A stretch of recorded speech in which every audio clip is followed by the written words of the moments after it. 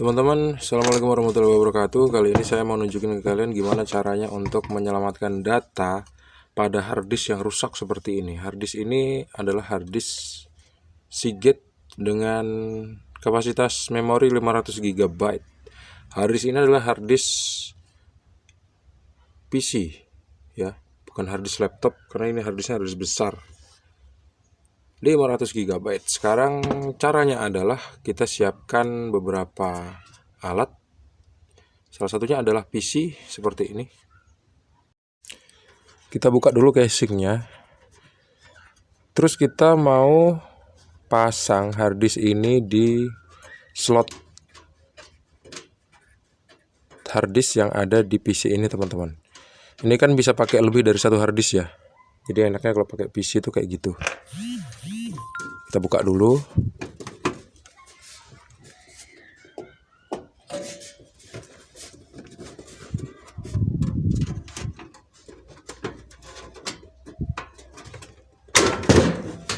Oke. Kita lihat. Aduh, kesetrum saya. Saya cabut dulu deh ya. Biasa kalau PC emang nyetrum, teman-teman. Saya copot dulu.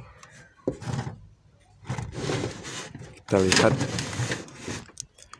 Ini ada satu slot harddisk dan ternyata saya hanya punya satu kabel SATA.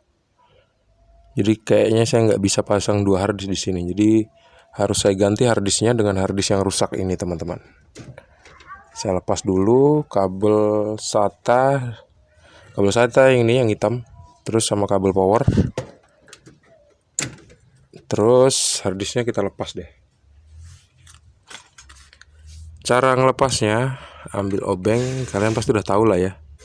Kalau belum tahu, nah ini video ini buat kalian deh. Ini kita lepas dulu. Oh, bisa sebetulnya kita taruh di atasnya. Ini masih ada satu slot lagi. Cuman di atas banget ya.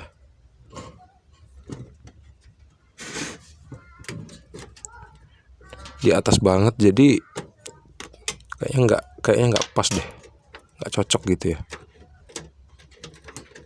nggak cocok posisinya maksudnya. Kita ambil harddisknya.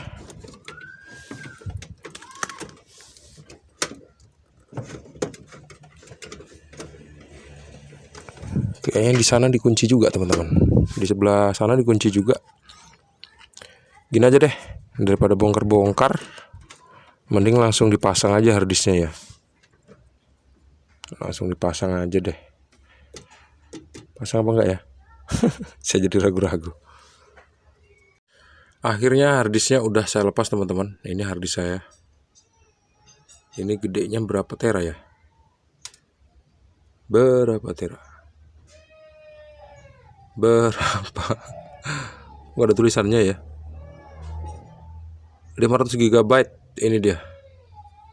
500 GB, teman-teman. 1 tera aja nggak nyampe. Ini harddisk yang rusak dan datanya harus diselamatkan. Jadi langsung aja dimasukin di sini. Setelah dipasang, jangan lupa pasang kabel power. Jangan ragu-ragu untuk masang, karena kalau misalnya nggak cocok soketnya, dia nggak bakal bisa masuk. Terus kalau ngerasa nggak cocok, jangan dipaksa, nanti patah atau rusak. Terus sekarang kita pasang kabel SATA. Udah beres. Oke. Sekarang tinggal kita rakit aja yang perlu dirakit seperti ini, teman-teman. Aduh, bentar. Saya cari posisi dulu ya. Oke.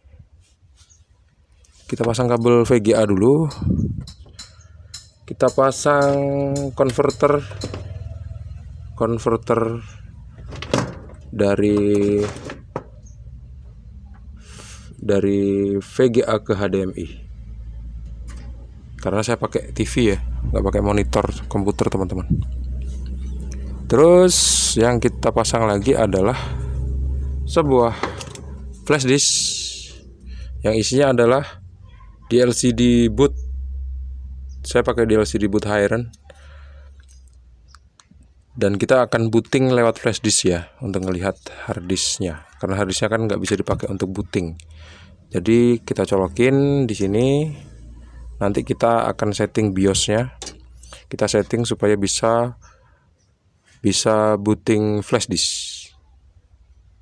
Kita hidupin ya.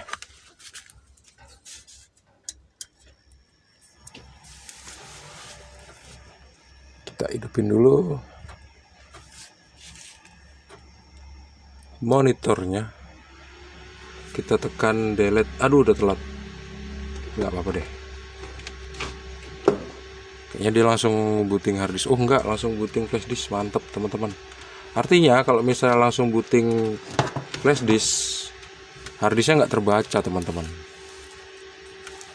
Kayak gitu ya, nggak terbaca. Jadi sekarang coba kita masuk mini Windows 7 86 aja deh. Mini Windows 7 32 bit.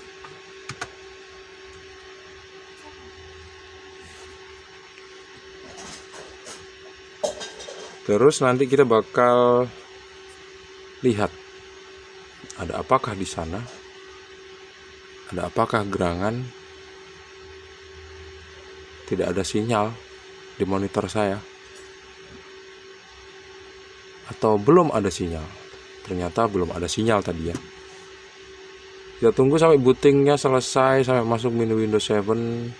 Mini Windows ini artinya, buat teman-teman yang nggak tahu ya, ini informasinya. Mini Windows itu artinya bukan Windows yang sesungguhnya. Mini Windows itu bisa dikatakan sebuah operating system yang bisa dioperasikan menggunakan flash disk, tidak menggunakan hard disk, seperti itu. Jadi ada seorang IT yang keren banget yang bisa bikin mini Windows ini.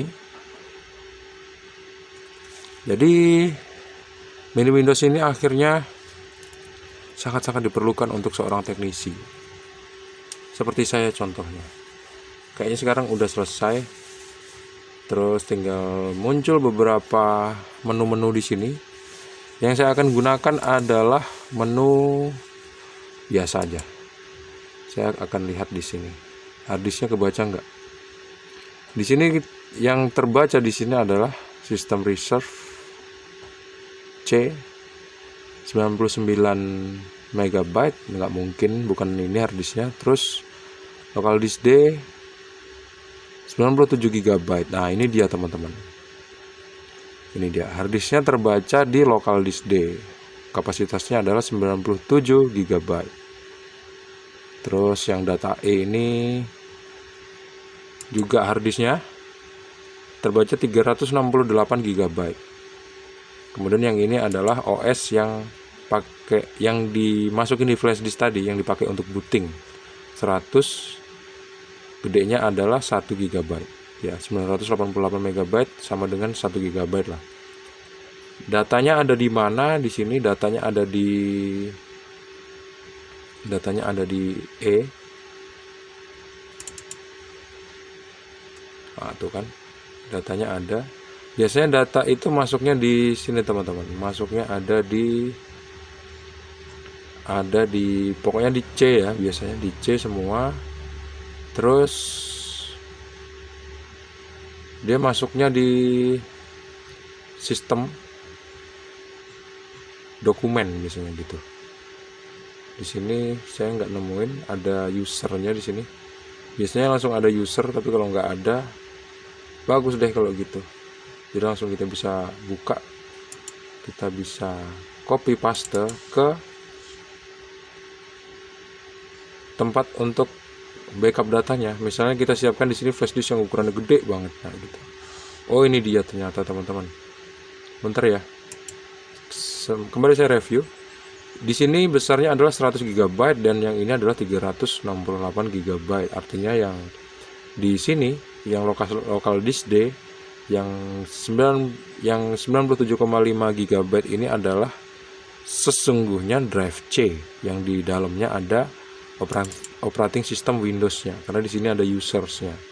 Nah, dokumen itu biasanya ada di users dan di all users. Biasanya kayak gitu. Kalau misalnya di all user nggak bisa kelihatan, coba kita di default user aja ya. Access deny. Tuh, nggak bisa masuk teman-teman. Kenapa kita nggak bisa masuk?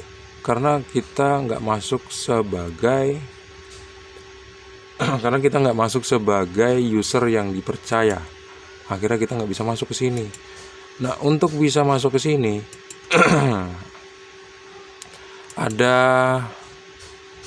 ada software-software yang lain yang bisa kita pakai. Misalnya ini pakai Ghost. Norton Ghost misalnya. Tapi saya nggak bisa pakai Norton Ghost. Saya sering gagal pakainya. Kita bisa pakai aplikasi-aplikasi yang lain. Gini aja deh teman-teman, karena saya ragu-ragu nih mau pakai Windows Mini 2015, jadi saya shutdown aja. Saya mau masuk ke aplikasi yang lain dari Hyron ini, jadi saya nggak mau masuk ke mini Windows. Begitu nanti booting, kita masuk ke BIOS, kemudian kita pilih flash disk, kemudian nanti kita masuk ke menu-menu yang lain ya. Saat udah booting flash disk, sekarang kita hidupkan lagi PC-nya. Ini otomatis langsung booting flash disk ya teman-teman.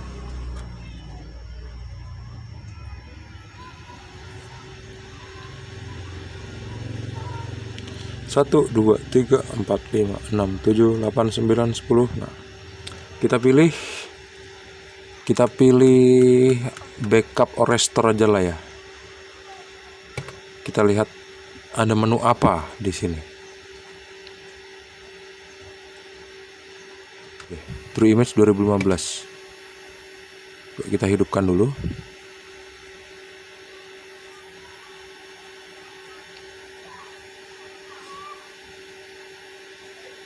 Satu, dua, tiga.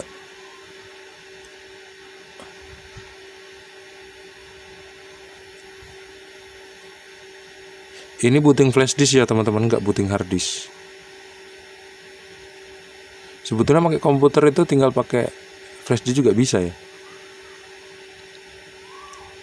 Tapi kan kurang enak teman-teman, kurang kenceng gitu ya.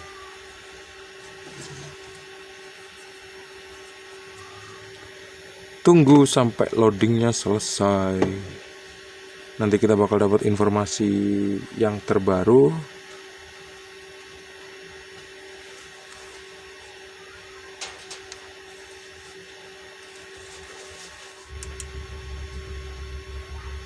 Tunggu sampai loadingnya selesai. Moga-moga nggak mati lampu. Kalau mati lampu, datanya nanti bakal korup dan nggak bisa lagi digunakan. Sekarang kita cari ya di sini teman-teman. Nah, yang pertama harus kita perhatikan adalah berapa besar total size di hard disk itu. Kalau yang ini 100 GB adalah pasti yang C, yang 385 GB adalah yang D. Jadi kita kan tadi nggak bisa masuk ke sini ya. Kita coba backup yang C dulu. Satu-satu ya. Kita backup yang C dulu. Waduh, backup location ini kita harus masukin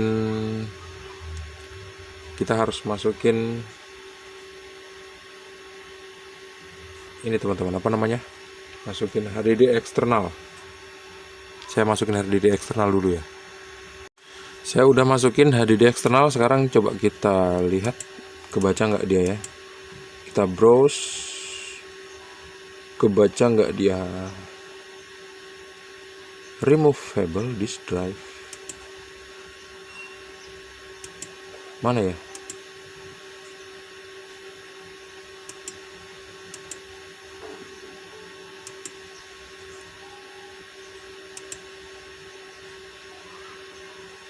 Kalau kita pakai booting flash disk itu memang kayak gini teman-teman, agak lambat deh. Ini agak lama nunggunya karena dia masih booting. Sekarang coba kita lihat, kita klik my data dulu ya, data backup, terus my data. Kita ulangi dari awal tadi supaya kira-kira masuk gini, supaya kita bisa ngelihat HDD eksternal yang barusan dipasang itu terbaca atau tidak. Kalau nggak terbaca, nanti kita bakal ulangi dari awal, dari kita mematikan komputer sampai ke masuk ke Acronis TrueImage 2015 nih. Akhirnya setelah saya restart, kebaca juga nih HDD eksternal saya, namanya DJ Bruce Titania. Sekarang kita mau backup yang mana tadi? Kita lihat teman-teman, yang 312, bukan. Kita mau backup yang 100 GB ini. Ini adalah drive yang C, lokal disk C ya, 102 GB. Kita pilih yang kita mau backup, data yang mana yang kita mau backup, kan nggak semua ya. Kita backup yang filenya aja,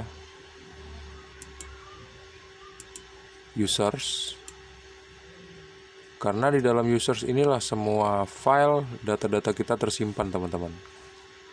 Nggak semua kita copy kok, kita ambil aja yang penting-penting aja. Misalnya tadi kan kita nggak bisa masuk ke sini ya, sekarang kita bisa masuk tuh. Sekarang kita coba masuk ke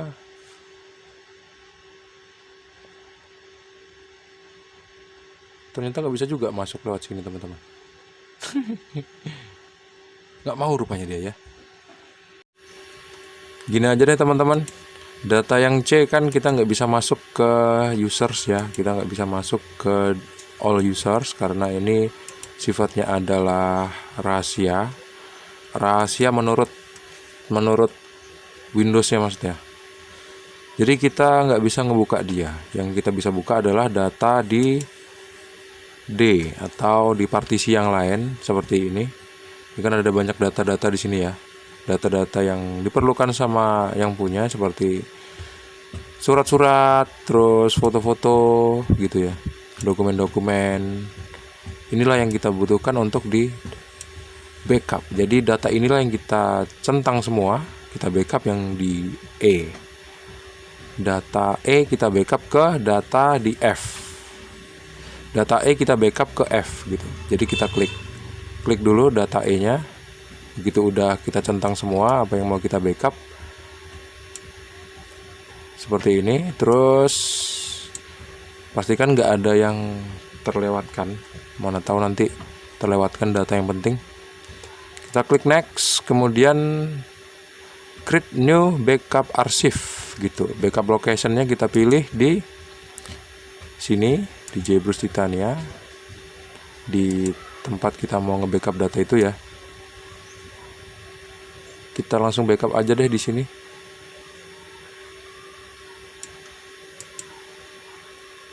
Generate name my backup.tip.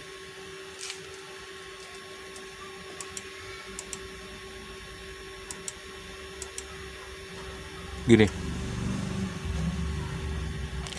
Ini kan arsipnya namanya TIB ya. Nah, TIB. Jadi nanti kita ngembalikannya harus menggunakan Acronis juga gitu untuk ngebalikinnya. Jadi biar nggak repot-repot teman-teman, kalau untuk nge-backup data D, yang penting kita nggak usah masuk ke Acronis, kita pakai cara yang lain aja gitu. Gini. Jadi nge-backup pakai Acronis TrueImage 2015 itu nggak bisa. Kita masuk ke menu yang lain lagi, atau kita bisa masuk ke mini Windows yang lain.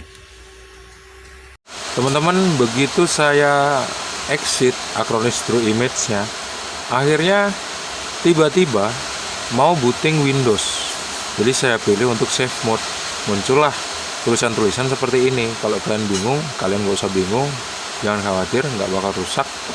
Terus muncul Windows boot manager, artinya harddisknya memang bener-bener nggak bisa dipakai lagi, korup ya.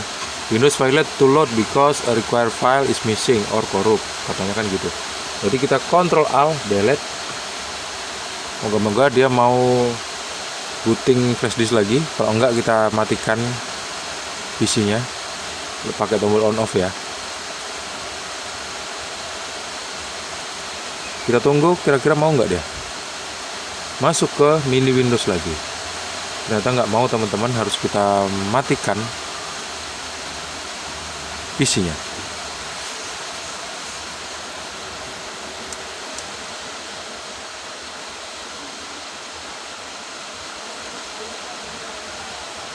Oke, sekarang PC-nya restart lagi. Jadi kita mau coba masuk ke mini Windows yang 64 bit ya. Kalau yang sebelumnya kan x86 atau 32 bit. Sekarang kita masuk yang ke 64 bit. Mana tahu harddisknya kemarin itu diinstal dengan Windows yang 64 bit. Kalau nggak mau masuk ke menu booting, kita matikan lagi. Dengan kita menekan tombol on off, artinya kita merestartnya. Habis itu waktu masuk ke menu BIOS, kita tekan delete supaya kita bisa masuk ke setting booting. Kita tekan delete supaya kita bisa setting boot priority-nya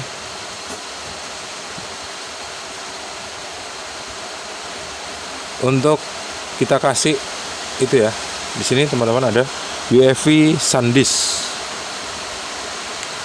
Jadi boot priority-nya kita pilih yang pertama itu adalah, ini kita enter, kita sorot yang pertama ya, boot option 1, kita enter, kita pilih yang SanDisk karena nama flash disknya SanDisk.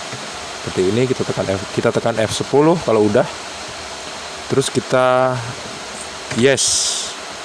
Nah, nanti dia restart, kemudian nanti langsung booting flash disk. Kalau nggak mau juga, nanti kita langsung tekan F12 saja.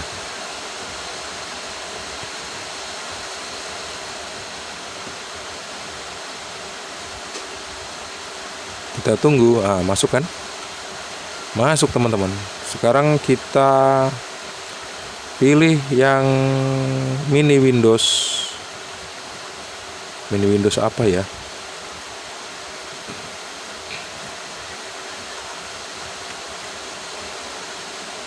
Kita masuk ke mini Windows.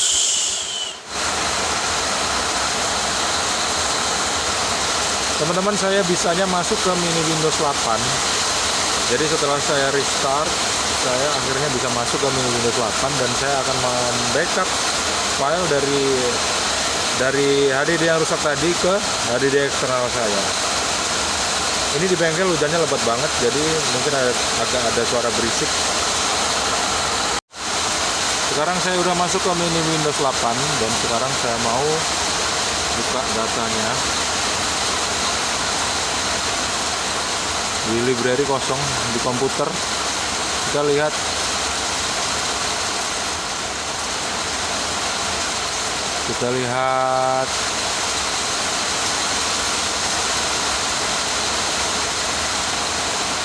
ini HDD eksternal saya, sisanya dikit.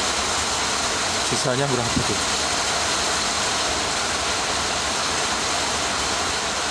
Sisanya dikit banget. Sisanya cuman 36 GB. Jadi cukup lah. Ini berapa sih gedenya? Coba kita lihat berapa gede.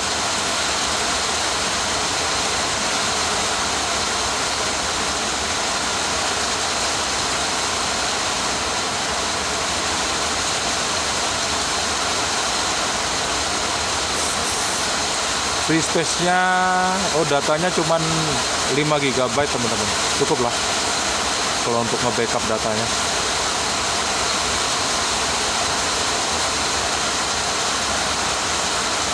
Data G kita buka dulu ya, yang mau kita backup. Agak lambat ya. Nah, setelah masuk kita pilih semuanya kecuali yang recycle bin. Kemudian kita copy.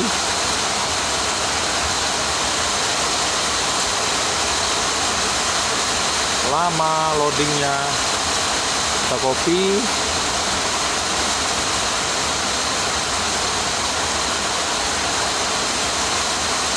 Kita tunggu loadingnya sampai selesai ya teman-teman.